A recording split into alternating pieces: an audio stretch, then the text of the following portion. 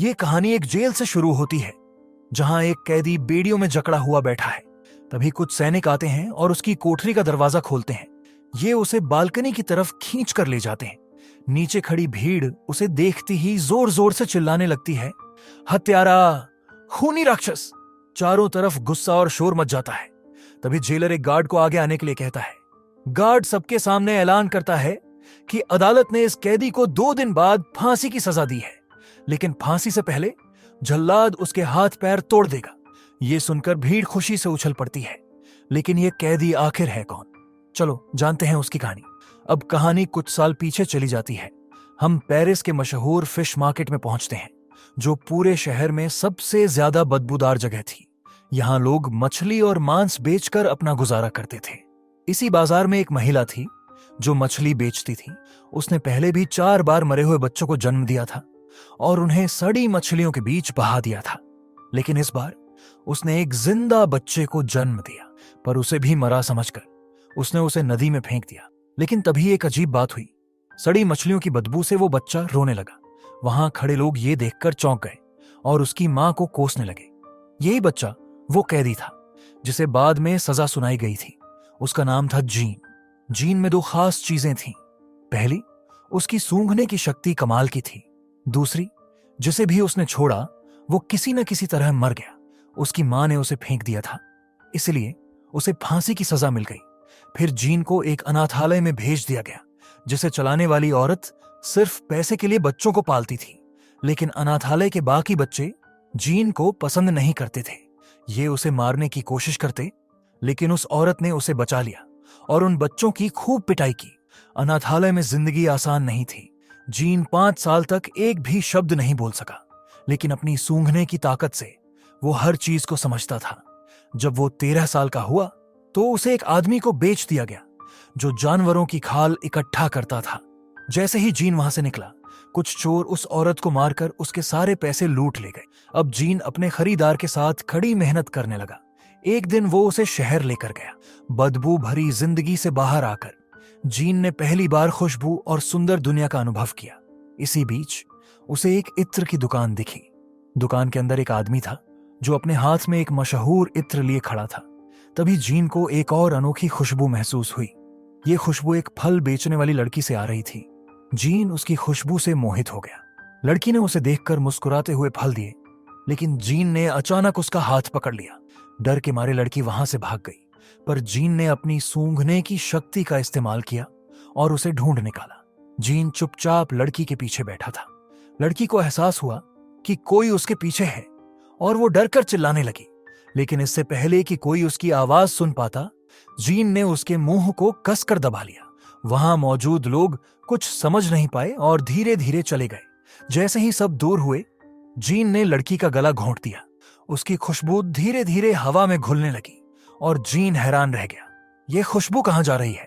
अब कहानी पेरिस के मशहूर इत्र निर्माता की ओर मुड़ती है। ये आदमी कभी बहुत बड़ा इत्र बनाने वाला था, लेकिन अब नए इत्र बनाने वालों के आने से उसकी दुकान पर कोई नहीं आता। वो दूसरों की खुशबू चुराकर नकल करता था, मगर उसमें वो जादू नहीं था। उसी शाम जीन बकरी की खाल की डिलीवरी देने उसकी दुकान पर पहुंचा। वहां उसने पहली बार तरह तरह की खुशबू की बोतलें देखी। दुकान के मालिक बाल्डिनी की गंध को महसूस करते हुए जीन ने कहा, मैं इससे भी बेहतर इत्र बना सकता हूं। बाल्डिनी ने उसकी बात सुनकर मजाक उड़ाया। तू इत्र बनाएगा? जीन ने अपनी खास सूंघने की ताकत के बारे में बताया। बाल्डिनी ने उसे चुनौती दी। ठीक है, बना के दिखा। जीन ने तुरंत एक इत्र तैयार किया। बाल्डिनी ने उसे सूंघा और चौंक गया। ये तो दुनिया का सबसे मशहूर इत्र था। उसकी आंखें हैरानी से खुली रह गईं। तू सच में ये बना सकता है? हाँ, जीन ने कहा। बाल्डिनी अपनी पुरानी यादों में खो गया। उसे अपने पहले प्यार की खुशबू याद आ गई।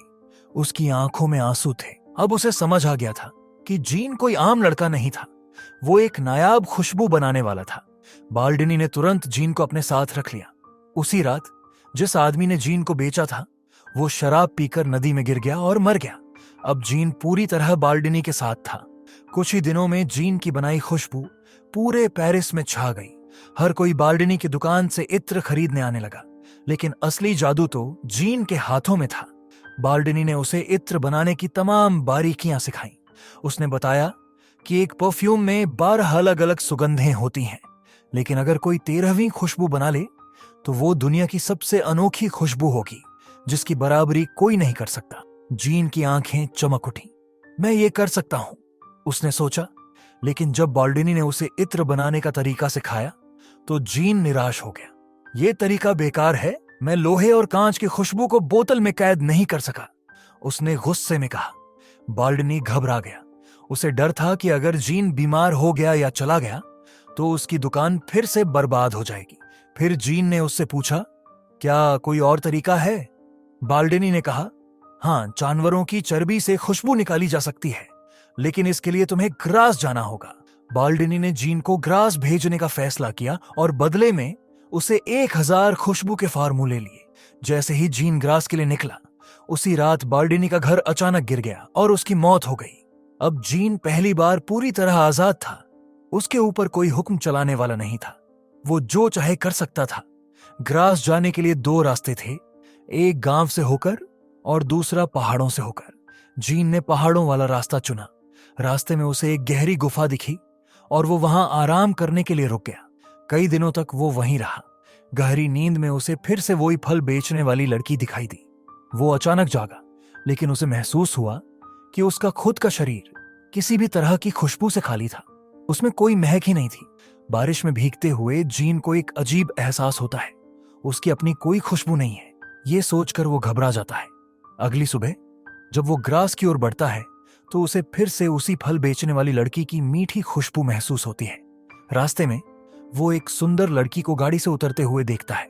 वो उसकी खुशबू से खिंच जाता है और उसका पीछा करते करते ग्रास तक पहुंच जाता है। जल्द ही वो एक भव्य महल में दाखिल होता है। ये दुनिया के सबसे अमीर आदमी रिचेस का घर था और वो खूबसूरत लड़की उसकी बेटी लॉरा थी। ग्रास में जीन एक महिला के लिए काम करने लगता है, जिसका पति बहुत सख्त था और हर चीज पर नजर रखता था। वहां रहते हुए जीन सीखता है कि पशु वसा से इत्र बनाने के 2 तरीके होते हैं। पहले तरीके में वो एक लड़की की लाश को जानवरों की चर्बी के टैंक में डालकर उबालता है, लेकिन इससे खुशबू नहीं निकलती। ये तरीका फेल हो जाता है। दूसरे तरीके में वो एक स्ट्रीट वॉकर को चुनता है। वो उसे मार देता है, उसके बाल काट देता है और उसके शरीर को कपड़े में लपेटता है। फिर वो उसी विधि का इस्तेमाल करता है जो बाल्डिनी ने उसे सिखाई थी। इस बार वो सफल हो जाता है। खुश होकर वो ये इत्र एक कुत्ते पर आजमाता है और कुत्ता तुरंत उस लड़की की तलाश करने लगता है। जीन को यकीन हो जाता है कि ये तरीका सही है। अब जीन ने 13 बोतलों का सेट बनाने की ठान ली थी। हर बोतल के लिए एक लड़की की हत्या करनी थी। लॉरा के जन्मदिन की पार्टी में सभी बच्चे लुका छिपी खेल रहे थे।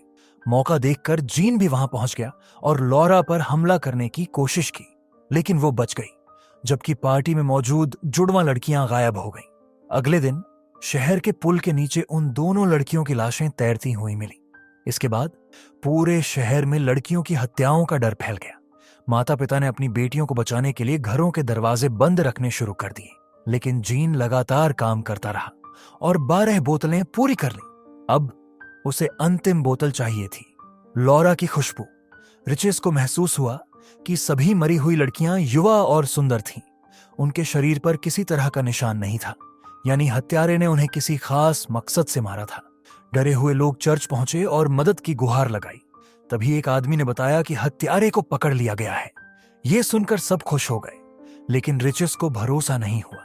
डर के मारे रिचेस ने लॉरा को शहर से बाहर ले जाने का फैसला किया। अगली सुबह वो अपनी बेटी को लेकर भाग निकला, लेकिन जीन को लॉरा के जाने की खुशबू मिल गई थी। उसने अपनी खास ताकत से उसका पीछा करना शुरू कर दिया। इधर एक कुत्ते को जीन के कमरे में अपनी मरी हुई मालकिन के कपड़े और बाल मिलते हैं। ये देखकर ड्रूट, जो जीन का साथी था, तुरंत पुलिस को खबर देता है। जांच में अन्य मरी हुई लड़कियों के कपड़े और बाल भी जीन के कमरे से मिल जाते हैं। अब पुलिस जीन की तलाश में थी। रिचेस और लॉरा एक होटल में छिप गए। वो बहुत डर गया था और लॉरा के कमरे की चाबी अपने पास रख ली ताकि कोई अंदर न जा सके। लेकिन क्या ये जीन को रोक पाएगा? जीन चुपके से चाबी चुराता है और लॉरा के कमरे में चला जाता है। अगली सुबह जब रिचेस कमरे में आता है तो अपनी बेटी को मृत देखकर फूट फूट कर रो पड़ता है। जीन अब 13वीं बोतल पूरी करता है और उसे अपनी अंतिम बोतल में मिला देता है। वो सफल हो जाता है, लेकिन तभी पुलिस उसे पकड़ लेती है। 2 दिन बाद जीन की सजा का ऐलान होता है। दूर दूर से लोग उसका अंत देखने आते हैं। जैसे ही उसे जेल से बाहर लाया जाता है, जीन मौका देखकर अपनी इत्र की बोतल खोल देता है। लोग उसे घूर रहे होते हैं। तभी जल्लाद एक राजकुमार जैसी पोशाक पहनकर गाड़ी से बाहर आता है, लेकिन जैसे ही वो जीन के पास पहुंचता है, उसकी आंखों में आंसू आ जाते हैं। वो घुटनों के बल बैठकर कहता है कि जीन निर्दोष है। जीन अब एक रूमाल पर इत्र छिड़कता है, और जब वो उसे हवा में लहराता है तो अचानक सभी लोग एक जादुई एहसास से भर जाते हैं। उन्हें लगता है जैसे ये स्वर्ग में हो। भीड़ उसे देवदूत मानने लगती है। अमीर गरीब छोटे बड़े सब अपने भेदभाव भूलकर एक दूसरे को गले लगाने लगते हैं। प्यार हर तरफ फैल जाता है। ये देखकर जीन को सच्चे प्यार का एहसास होता है। उसे फल बेचने वाली लड़की की याद आती है। वो सोचता है कि अगर उसने सच में प्यार किया होता तो उसे पाने के लिए किसी को मारने की जरूरत नहीं पड़ती। ये ख्याल आते ही वो उदास हो जाता है और उसकी आंखों से आंसू गिरने लगते हैं। तभी रिचिसवा पहुंचता है। उसकी आंखों में गुस्सा होता है। वो तलवार लहराकर जीन को मारने के लिए आगे बढ़ता है, लेकिन जैसे ही इत्र की खुशबू उसके पास पहुंचती है, वो बेबस हो जाता है। उसकी आंखों में भी आंसू आ जाते हैं। वो तलवार गिरा देता है और जीन के पैरों में झुककर माफी मांगने लगता है। अब जीन को अपनी गलती समझ में आती है। वो शहर छोड़कर चला जाता है। धीरे धीरे इत्र का जादू लोगों पर से खत्म होने लगता है और ये फिर से वैसे ही बन जाते हैं जैसे पहले थे।